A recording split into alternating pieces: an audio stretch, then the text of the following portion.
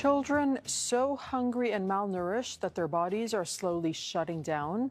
Images almost too disturbing to witness, but a painful reality for Palestinians enduring Israel's campaign of forced starvation.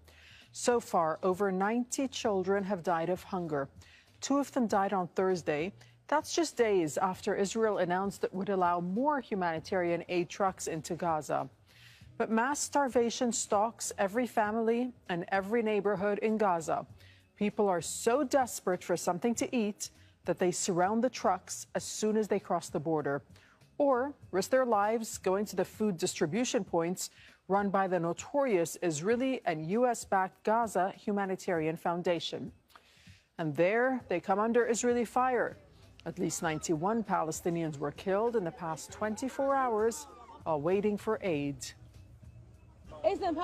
What is the fault of this little one and the other one? They sleep without bread. When he goes to sleep without food, this is what drives his brother to go and look for food.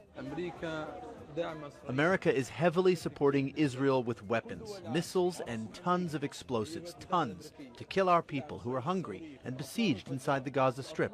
Until when? Until when will this oppression and humiliation continue?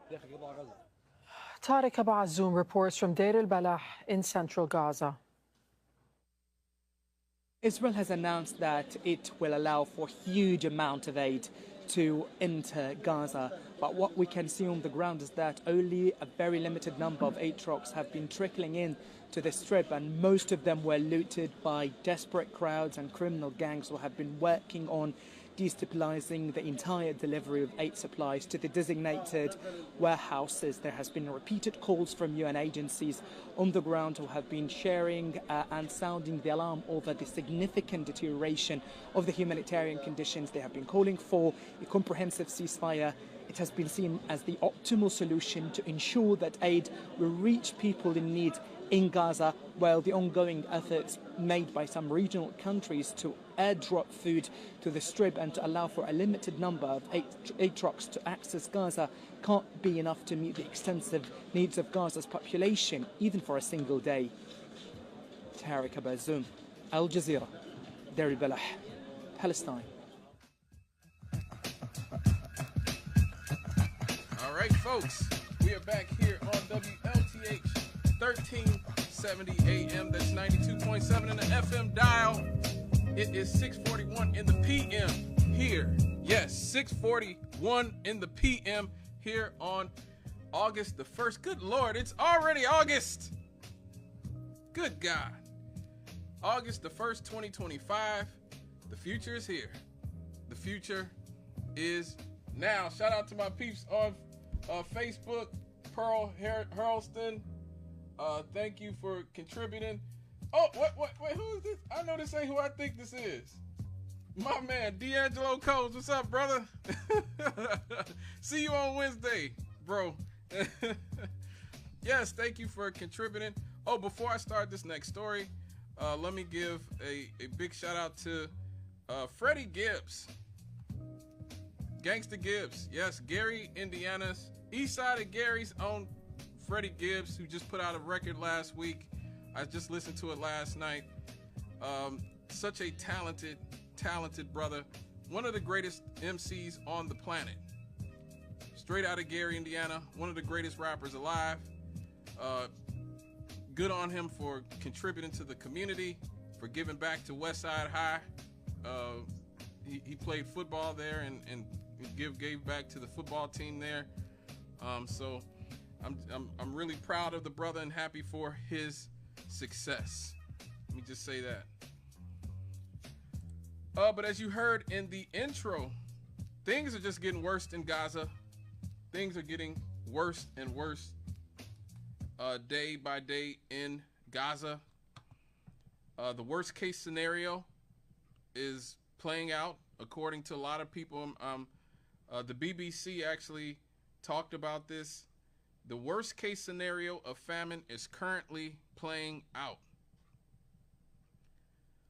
An alert issued by the Integrated Food Security Phase Classification, the IPC, has said that there is mounting evidence that widespread starvation, malnutrition, and disease are driving a rise in hunger-related deaths amongst the 2.1 million Palestinian people. The latest data indicates that famine thresholds have been reached for food consumption in most of the Gaza Strip for acute malnutrition in Gaza City, it adds. UN agencies have already warned there is man-made mass starvation in Gaza, and reportedly at least 63 malnutrition-related deaths this month. Good Lord. Could you imagine being surrounded by people who are dying of malnutrition in the year of our Lord, 2025?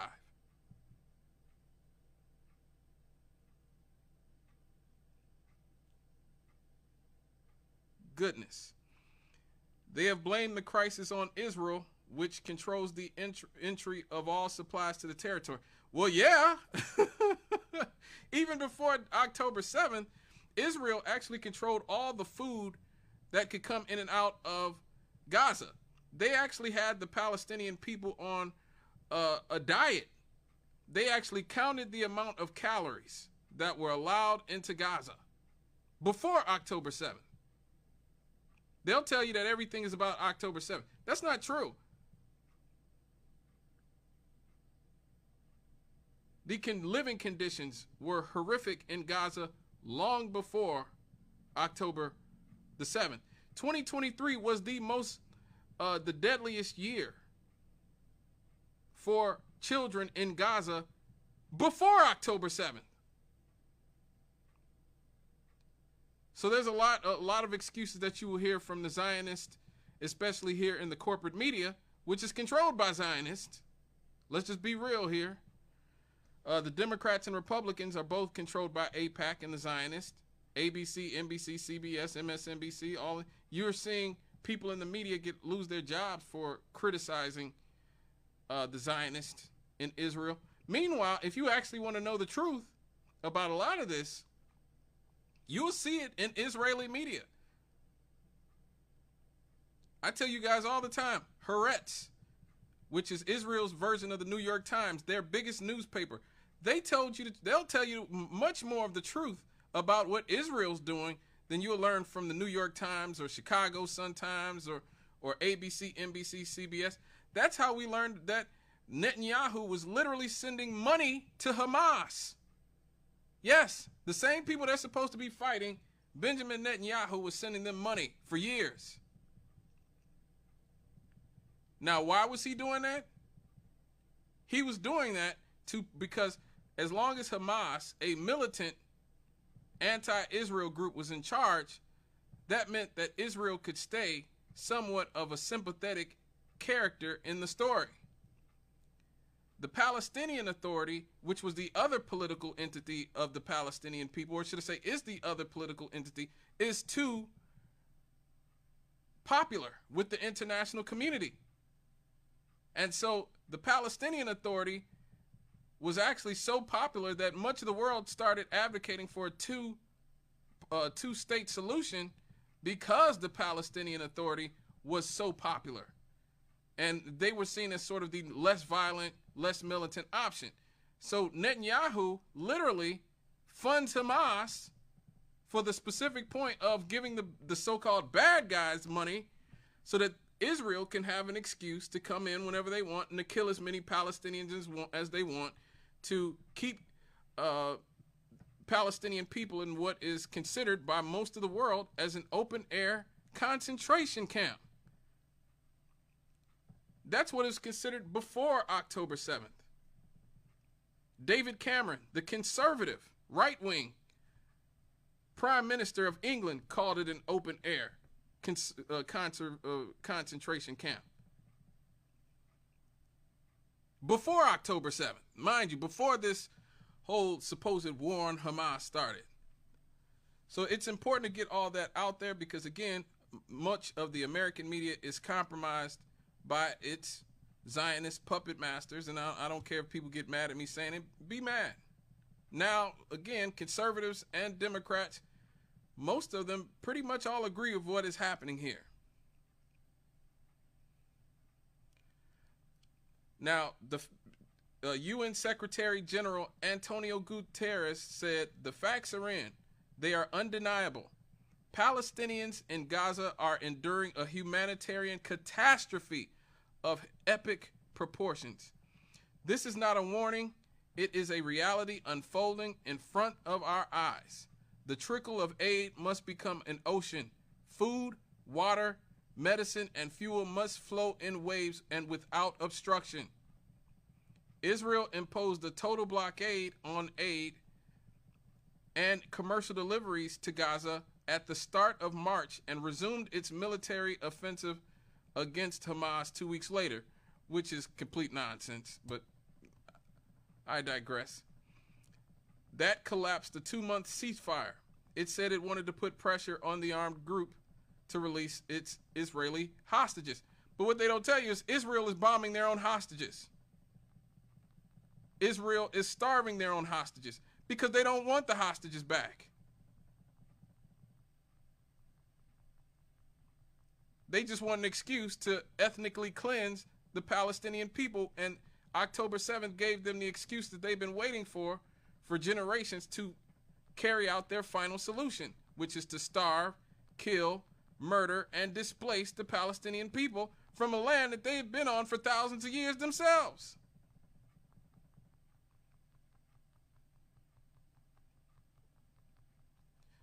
The blockade was partially eased after 11 weeks, after the Israeli government came under pressure from its allies, but the shortages of food, medicine, and fuel have worsened.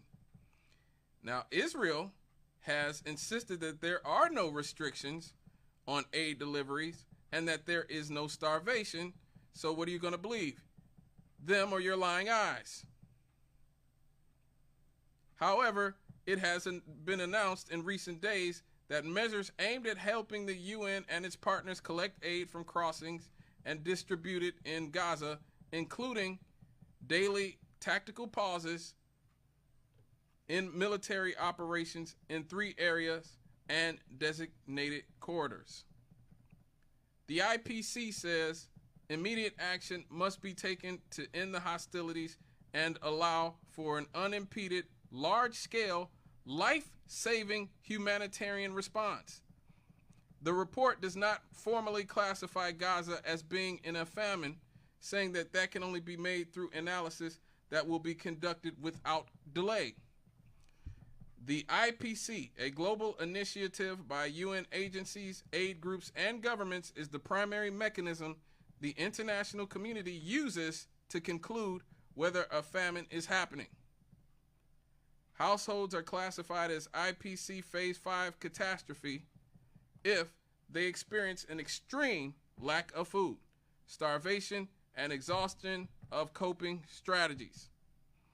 For a famine to be officially declared in a specific area, there must be evidence that at least 20% of households are in Phase 5. At least 30% of children are suffering from acute malnutrition, that there are 2 deaths for every 10,000 inhabitants per day, or 4 child deaths out of 10,000 children due to outright starvation or to the interaction of malnutrition and disease. In May, the IPC warned the entire population of Gaza was facing high levels of acute food insecurity and that 470,000 people, which is 22% of the population, were facing catastrophic levels or Phase 5 starvation. The IPC alert issued on Tuesday says the intensification of Israelis' military bombardment and expansion of its ground operations over the past 2 months have had a devastating impact on civilians and critical infrastructure. They've completely leveled Gaza, folks. It's gone. It is gone.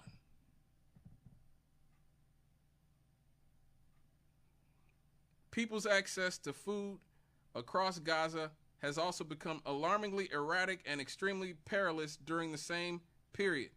It adds, noting the UN has recorded the killing of more than 1,000 people seeking aid by Israeli forces.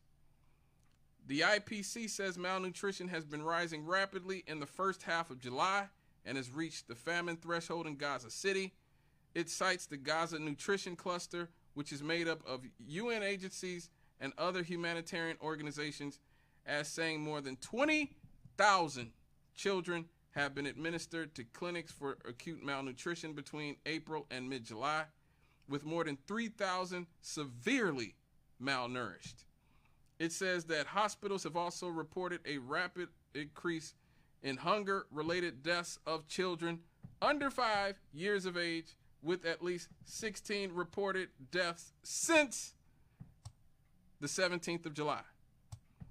The IPC alert calls for immediate action to be taken to alleviate the catastrophic suffering.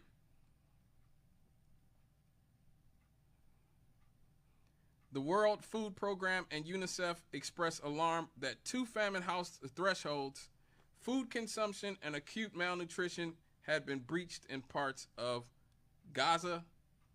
They warned that collecting robust data on the 3rd threshold, starvation-related deaths, under the current circumstances in Gaza was very difficult, as health systems already decimated by nearly 3 years of conflict are collapsing. On Monday, Gaza's Hamas-run health ministry said another 14 people had died as a result of malnutrition over the previous 24 hours. That brought the number of malnutrition-related deaths since the war began to 147, including 88 children, according to the ministry. The World Health Organization said on Sunday that there had been 63 malnutrition deaths in Gaza this month, including 24 children under the age of 5. That is crazy. That is absolutely crazy. Man. Now, it's important to state that none of this could happen without the United States. The United States literally has given Israel $300 billion. $300 billion in aid since its existence. $300 billion. Barack Obama gave them $38 billion before he left office, over 10 years. $38 billion. If we did not want this to happen, this would not be happening. If Joe Biden didn't want it to happen, it wouldn't have happened. If Donald Trump didn't want it to happen, it wouldn't have happened. We know this because in 1982, Ronald Reagan, our president, our 40th president, saw that Menachem Begin, who was the prime minister of Israel at that point, was bombing the hell out of Lebanon and killing a bunch of innocent people, and he called him on the phone and said, "Cut it out. Cut it the hell out." And in 40 minutes, Israel had to stop bombing. 40 minutes, that's all it took. Now, what has changed since 1982? Well, we talk about Jeffrey Epstein a lot on this show. There's a lot of people who believe that, Israel has a lot of compromise or compromising material on all of our politicians, which is why all of our politicians continue to give them so much money and allow them basically to do what the hell they want. That's why it's so important to get to the bottom of the Jeffrey Epstein stuff. Because it has come out now, just last week this came out, that Israel, Bibi Netanyahu, had compromising material against Bill Clinton in the 90s. He was going to expose Bill Clinton and Monica Lewinsky in the 90s. They had phone calls between Bill Clinton and Monica Lewinsky. They were going to expose Bill Clinton before he got exposed by Linda Tripp.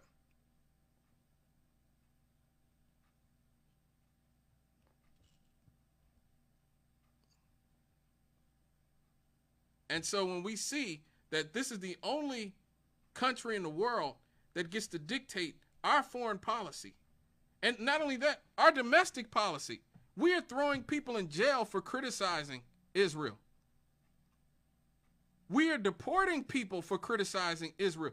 Legal immigrants, if they write an op-ed about the genocide going on in Gaza. They are in direct threat of being thrown in jail. We covered the story here. Mahmoud Khalil, the college student, he was going to be locked up and thrown in a dungeon in El Salvador. Thank God the court said that the Trump administration had to let him go, and so he's a free man now. But he spent months in a prison in Louisiana solely for opposing the genocide in Gaza. ICE has started kidnapping people off the streets for writing op-eds criticizing Israel. Our state, Indiana, is one of the states where you're not even allowed to boycott, divest, or support sanctions of Israel if you want to get a job in the public sector. If you want to get a job in the public sector in the state of Indiana, you cannot support boycotting, divesting, or sanctioning Israel. Same thing in Texas and a bunch of other states.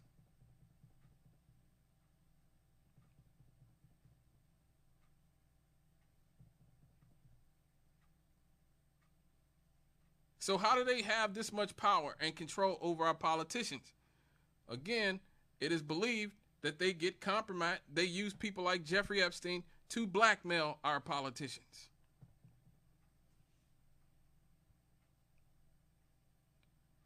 And so it's important to state before we go to a break, it's important to state that there was a freedom flotilla that was sent, that went to Gaza to try to deliver supplies to the people in the Gaza Strip. One of the people on there was the young brother, Christian Smalls, who we've talked about here on this show because he was the leader of the Amazon Workers Union in New York that actually beat Amazon. That beat Amazon, the biggest labor victory in 100 years. He was the one who led that union. He was the one that Amazon attacked personally.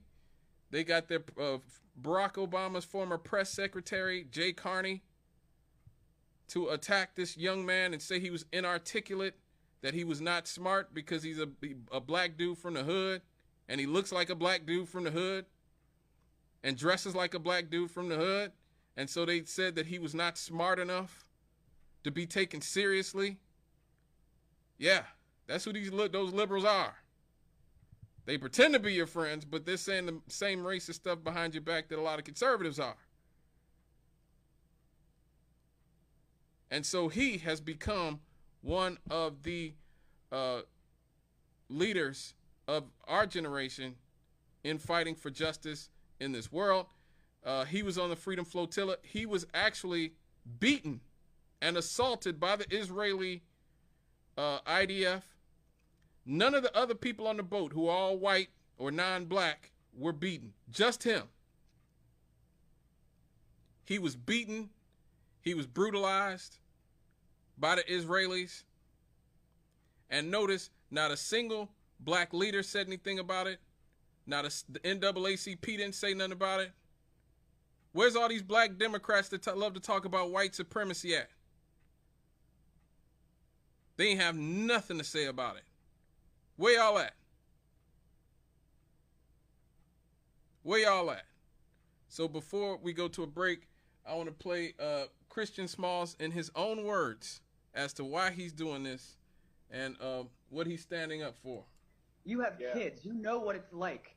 You know what it's like. People have to wrap their mind around that this is an intentional starvation of babies. That's genocidal. That is genocidal to prevent baby formula. You are risking your life, man. You guys are risking your life to go and bring direct aid because states have failed so abysmally, Chris, that you guys have to do this. I mean, what made you do this, man? I mean, this is a pretty dramatic step for you. Yeah, I mean, you said it. I'm a father. I love my kids to death, and I don't want them to grow up in the world that we're living in now. As simple as that. You know, it's sad to see every day we get on our social media platforms and seeing babies being memed and maimed up and bleeding out and falling apart and killed and shot in the head. It's beyond insanity. I can't even deal with it and cope with it anymore. It's giving me nightmares to the core.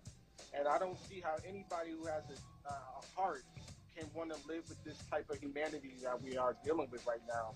So as a father, as a labor leader, as a U.S. tax-paying dollar citizen, I'm taking a stance and saying that I'm going to put my life on the line again to try to do something that, you know, is much needed, you know, beyond the scope of us, the 21 passengers. This is not about us. This is about the people of Gaza. It's about Palestine. This has been going on for way too long, and we're saying enough is enough. Boom.